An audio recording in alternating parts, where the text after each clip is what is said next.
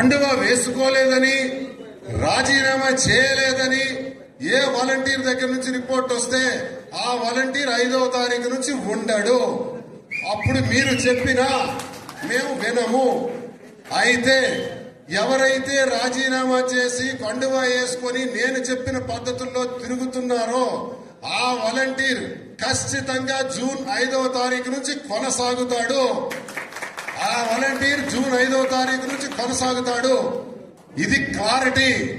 ఇంకెవరైనా కానీ రాజీనామా చేయలేదంటే వాళ్ళు మనకు పని చేయరు అని అర్థం. కండువా వేసుకోలేదు అంటే వాళ్ళు మనకు పని చేయరు అని అర్థం. ఇది నేను క్లారిటీగా మా రిపోర్ట్స్ మాకున్నాయి, మీ రిపోర్ట్స్ మాకు తెలుస్తాయి. కాబట్టి అది ఎవరైతే రాజీనామా చేయలేదో వాళ్ళ మీద మేము కనీసం అంటే కనీసం దృష్టి పెట్టే ప్రసక్తే లేదని సందర్భంగా తెలియజేస్తున్నాను. అదొకటి మెయింటైన్ చేయాలి ఇమీడియట్ గా. ఈ రోజుకే ఇంకా బ్యాలెన్స్ వాలంటీర్లు ఎవరైతే ఉన్నారో ఈ రోజే రాజీనామా చేయండి.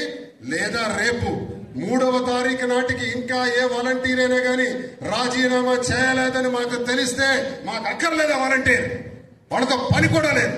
ఇంకొకటి వస్తాడు, అదే ప్లేస్ లో మరొకటి వస్తాడు, పెట్టుకోండి. ఈ 10 రోజులు పని చేయమనండి.